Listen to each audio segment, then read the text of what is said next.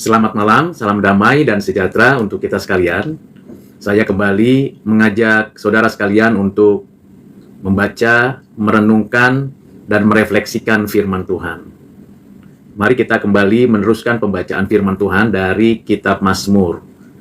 Malam ini kita kembali membaca Mazmur pasal 2 ayat 1 sampai 12. Mari kita mengikutinya dan membaca bersama. Mazmur pasal 2 ayat 1 sampai 12. Demikian firman Tuhan. Mengapa rusuh bangsa-bangsa? Mengapa suku-suku bangsa mereka-reka perkara yang sia-sia? Raja-raja dunia bersiap-siap dan para pembesar bermufakat bersama-sama melawan Tuhan dan yang diurapinya. Marilah kita memutuskan belenggu-belenggu mereka dan membuang tali-tali mereka daripada kita. Dia yang bersemayam di sorga tertawa. Tuhan mengolok-olok mereka. Maka berkatalah ia kepada mereka dalam murkanya, dan mengejutkan mereka dalam kehangatan amarahnya. Akulah yang telah melantik rajaku di Sion, gunungku yang kudus. Aku mau menceritakan tentang ketetapan Tuhan. Ia berkata kepadaku, anakku engkau telah kuperanakan pada hari ini. Mintalah kepadaku, maka bangsa-bangsa akan kuberikan kepadamu menjadi milik pusakamu, dan ujung bumi menjadi kepunyaanmu. Engkau akan meremukkan mereka dengan gada besi, memecahkan mereka seperti tembikar tukang periuk. Oleh sebab itu, hai raja-raja, bertindaklah bijaksana, terimalah pengajaran, hai para hakim dunia. Beribadalah kepada Tuhan dengan takut, dan ciumlah kakinya dengan gemetar, supaya ia jangan murka dan kamu binasa di jalan, sebab mudah sekali murkanya menyala. Berbahagialah semua orang yang berlindung padanya. Demikian firman Tuhan yang kita baca dengarkan dari Mazmur pasal 2. Saudara, kalau kita membaca secara cermat ayat-ayat yang sudah kita dengar isinya dan kita pelajari kata demi kata, kalimat demi kalimat, maka kita menemukan beberapa pembelajaran penting untuk kita refleksikan dalam kehidupan kita saat ini. Yang pertama, pemazmur memberikan kepada kita gambaran tentang bangsa-bangsa, suku-suku bangsa yang mereka-rekakan sesuatu yang sia-sia. Apa itu yang sia-sia? Yang dipikirkan atau dirancang oleh bangsa-bangsa yang mengalami suatu kondisi yang rusuh. Macam-macam kemungkinan seseorang itu mengalami atau menghadapi kerusuhan atau kesia-siaan. Bisa saja karena memang kondisi sosial, ekonomi, politik, dan keamanan yang tidak baik, tidak harmonis, tidak sejahtera, tidak nyaman bagi warganya, bagi penduduknya, sehingga terjadi kerusuhan dan kekacauan. Di sini kita perlu diajak untuk mendoakan bangsa kita sendiri. Tentu dalam kondisi sosial politik apapun, di dalam suatu negara atau bangsa, penting untuk kita mendoakan supaya tidak terjadi suatu kondisi yang rusuh atau satu rencana yang sia-sia merugikan kehidupan masyarakat. Itu pembelajaran yang pertama yang perlu untuk kita renungkan, pikirkan, berdoa bagi bangsa sendiri, supaya hadir damai dan sejahtera, supaya tidak ada kerusuhan dan kekacauan. Hal yang kedua yang kita pelajari dari Mazmur pasal 2 ini adalah para pemimpin, orang-orang yang berkuasa atas sebuah negara, sebuah kerajaan, sebuah bangsa. Baik itu raja, pembesar, atau kaum bangsawan. Supaya mereka menyadari keadaan mereka sebagai pemimpin yang berdampak pada rakyat yang dipimpinnya, masyarakat yang mendukungnya. Ada banyak pemimpin bangsa yang tidak bertindak adil dan lupa mensejahterakan rakyat. Sehingga dalam kondisi seperti itu sebenarnya raja-raja itu, para pemimpin bangsa itu sedang melawan Tuhan, sedang bertindak tidak adil. Dan ketahuilah bahwa setiap pemimpin bangsa dan orang-orang yang melakukan ketidakadilan, ketidaksejahteraan rakyat akan dituntut dari para raja-raja atau orang-orang yang tidak bertindak bijaksana, tidak mau mengikuti ketentuan keadilan yang berlaku. Kiranya kita juga berdoa untuk para pemimpin bangsa kita supaya mereka bertindak adil, supaya mereka tidak sembarangan menjadi pemimpin, supaya mereka punya satu sikap yang jujur di dalam membimbing masyarakat. Pendistribusian, pembangunan, dan peningkatan kesejahteraan bagi rakyat haruslah ditegakkan. Kita berdoa supaya mereka punya hati yang takut akan Tuhan. Mereka dipilih dan diangkat menjadi pemimpin bangsa bukan untuk memperkaya dirinya sendiri, keluarganya, tetapi untuk meningkatkan kualitas hidup dari masyarakatnya.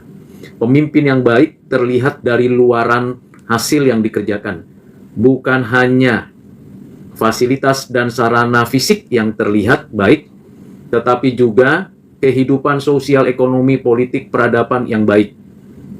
Nah, pemimpin-pemimpin yang bertindak tidak adil, bertindak tidak mensejahterakan rakyat, adalah pemimpin yang sedang melawan Tuhan, sedang berhadapan dengan murka Tuhan. Kita mau supaya pemimpin seperti itu diadili oleh Tuhan dan dihukum oleh Tuhan karena kejahatan mereka.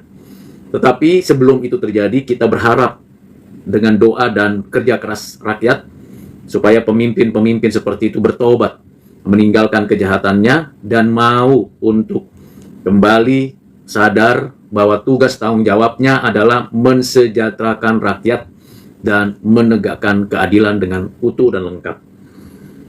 Yang ketiga, pembelajaran dari Mazmur pasal 2 ini berkaitan dengan satu pribadi yang nantinya akan dinyatakan di dalam perjanjian baru dan sudah diproklamasikan sejak perjanjian lama dan dinyatakan keadaannya di dalam perjanjian baru untuk menegakkan keadilan, kebenaran, kebaikan, kesucian.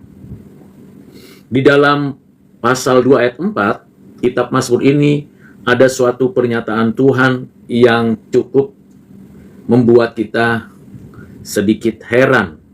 Karena di sana dikatakan, Dia yang bersemayam di sorga tertawa, Tuhan mengolok-olok mereka. Siapakah yang diolok-olok oleh Tuhan? Yaitu para raja, para pemimpin, dan para bangsawan yang melakukan perlawanan kepada Tuhan dengan menindas rakyat, dengan tidak meningkatkan kualitas hidup rakyat, dan tidak menegakkan keadilan. Mengapa Tuhan yang bersemayam di surga tertawa dan mengolok mereka? Karena raja-raja itu sebenarnya sedang berhadapan dengan murka Allah, dan mereka sedang berjuang untuk bisa lepas dari murka Allah, tetapi tidak akan pernah bebas dari hukuman Allah kalau raja-raja itu, para pemimpin-pemimpin bangsa itu tidak bertobat. Di dalam pembelajaran kita berkaitan dengan yang ketiga ini, di ayat 5 dikatakan bahwa Ia murka kepada mereka yang telah melakukan tindakan kejahatan. Dan Ia menunjuk kepada satu pribadi yang menunjuk kepada raja di atas segala raja, yang akan mengatakan keadilan, kebenaran, kebaikan, dan kesucian berdasarkan pada ketetapan Tuhan Allah. Ini menjadi sebuah nubuat yang perlu untuk direnungkan berdasarkan ketentuan ketetapan Allah. bahwa memang di dalam ketetapan kekal Allah, sebelum segala sesuatu ada dan diciptakan, ada penciptaan, ada providensia, dan ada penebusan. Khusus berkaitan dengan penebusan, dinyatakan memang hanya sebagian yang akan mengalami penebusan dari hukuman, dari murka Allah atas orang-orang berdosa yang hidup dan yang ada di antara umat manusia. Memang semua manusia diciptakan oleh Tuhan Allah. Tetapi tidak semua orang yang diciptakan itu beroleh penebusan. Dan ini berdasarkan pada ketetapannya. Dan kita bisa menyaksikan di dalam sejarah ada yang diselamatkan dari murka Allah, tetapi juga ada yang menerima belas kasihan. Ini tidak bisa diargumentasikan atau diberikan semacam pembelaan dari manusia. Karena tiap-tiap orang, tiap-tiap manusia berada di dalam murka Allah karena keberdosaannya. Pada bagian yang ketiga dari pembelajaran Mazmur 2 ini berkaitan dengan satu pribadi yang di dalam kekekalan menyatakan relasi yang unik, yang khas, yang tidak bisa diganti oleh apapun dan siapapun, karena memang ada pada keberadaan yang kekal. Dinyatakan bahwa ia, Tuhan Allah, menyatakan kepada oknum kedua dengan panggilan anak, dan menyatakan pada oknum pertama oleh anak dengan panggilan Bapa. Ini adalah suatu penyataan ketetapan dan kemudian dijelaskan secara bertahap, diproklamasikan, diajarkan di dalam pelayanan hamba-hamba Tuhan, para nabi dan para rasul, terutama anak yang inkarnasi menjadi manusia. Dinyatakan di dalam ayat 7, ayat 8, dan ayat 9. Siapakah yang dipanggil, disapa, dan posisinya sebagai anakku engkau? Ini nantinya di dalam sejarah penebusan disebutkan dan ditujukan kepada Yesus Kristus. Jadi, keberadaan dari keanakan Yesus bukan pada waktu inkarnasi, tetapi di dalam kekekalan sebelum segala sesuatu ada, dan sebelum segala sesuatu diciptakan, dan sebelum segala sesuatu yang diperbuat manusia berdosa kepada Tuhan, dan sebelum inkarnasi anak Allah, Sang Logos, menjadi manusia. Inilah panggilan yang sangat intim, suatu penyataan Tuhan Allah kepada pribadi yang kedua. Dan dinyatakan istilah anakku engkau ini juga disampaikan oleh Bapa pada waktu hari di mana dengan kerendahan hati Yohanes Pembaptis membaptis Yesus, dan pada waktu itu dari surga terdengar suara, inilah anakku yang kukasihi. Demikian juga di dalam pelayanan puncak daripada Yesus sebelum ada penyalipan, di satu tempat di atas bukit, para murid Petrus, Yohanes, Yakobus menyaksikan sendiri bagaimana Yesus dipanggil dan dikonfirmasi dari surga dengan suara yang jelas. Para murid itu mendengarkan kata kalimat, inilah anak yang kukasihi, dengarkanlah. Dengan pemahaman dan pengertian yang lengkap dan utuh tentang keberadaan dari keanakan oknum kedua, pribadi kedua, Yesus Kristus ini, maka kita mengerti sekarang di dalam keseluruhan utuh dari Alkitab bahwa yang dimaksud dengan pasal 2 kitab Mazmur ayat 7 sampai 9 ini membicarakan tentang pribadi Yesus Kristus. Siapakah dia dan apa yang menjadi keunikan karyanya di dalam membawa bangsa-bangsa yang rusuh supaya mengalami kehidupan yang sejahtera dan adil, di dalam menuntun dan mengarahkan para raja dan pembesar-pembesar supaya takut akan Tuhan.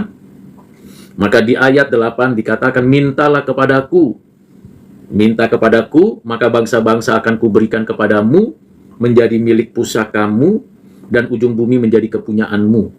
Ayat 8 ini dapat direferensikan dengan Injil Yohanes pasal 17, di mana Yesus Kristus berdoa, meminta kepada Bapa supaya murid-muridnya dan murid-murid dari murid-muridnya, jadi para pengikut Kristus ini dipersatukan.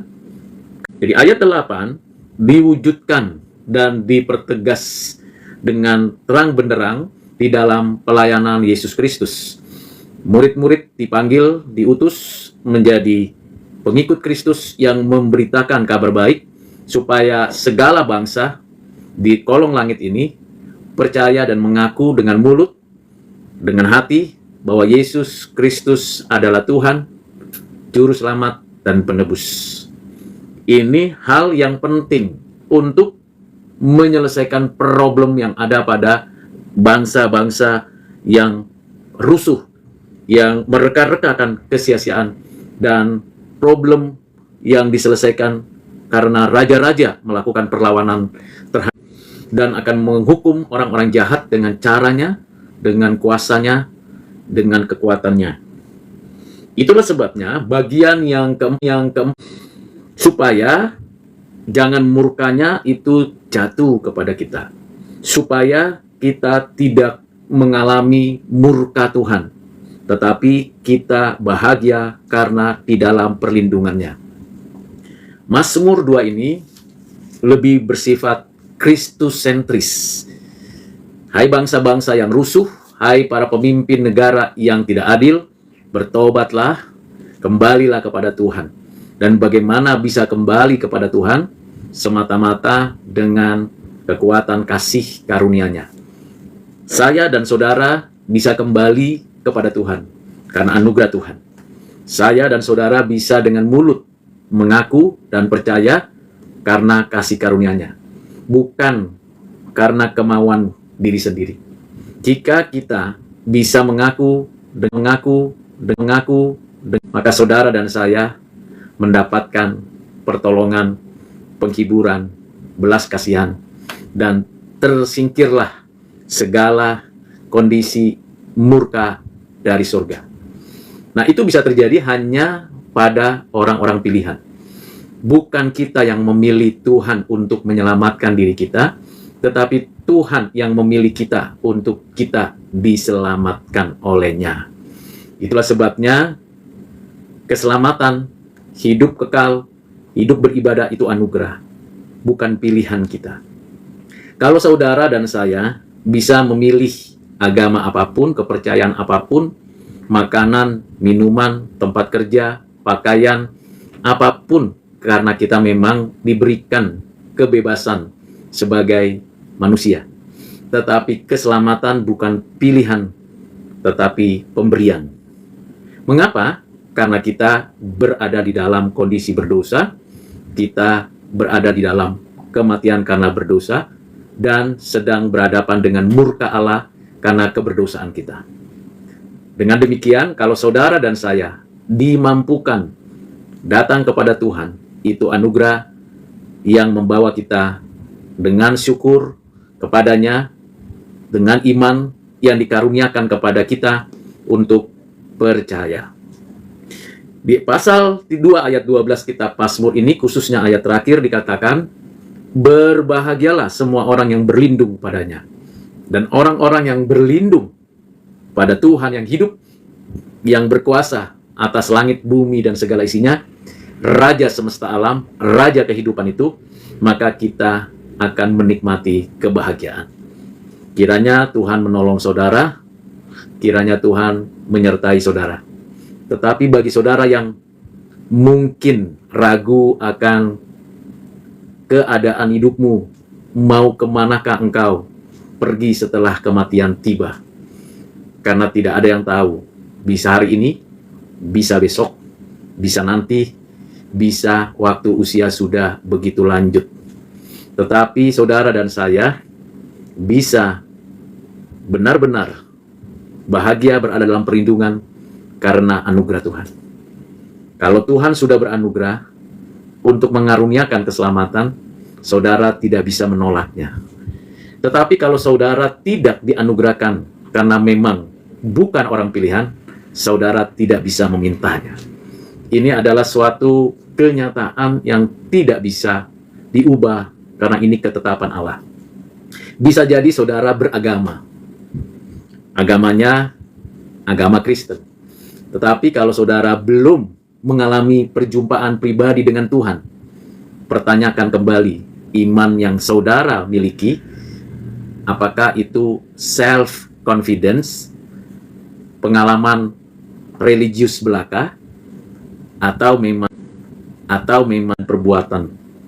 Nah, dengan demikian, saudara dan saya akan sadar betul oleh Roh Kudus meyakini apa yang Tuhan karuniakan kepada kita.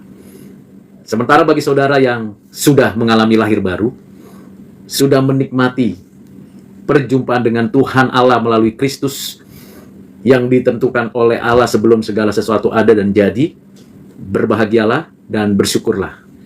Bagikan dan beritakan kabar baik kepada banyak bangsa. Karena banyak orang yang menanti-nantikan kabar baik dan sedikit yang memberitakannya. Sadari betul bahwa yang menjadi penghalang adalah keberdosaan. Beritakan di luar Yesus Kristus tidak akan ada pengampunan, keselamatan, dan kebahagiaan hidup kekal. Kiranya dengan refleksi dari Mazmur pasal 2 dapat menolong saudara dan saya untuk berdoa bagi bangsa, berdoa bagi pemimpin, bersyukur akan pengenalan akan Kristus, dan menikmati kebahagiaan bersamanya. Tuhan menyertai dan memberkati saudara sekalian. Amin.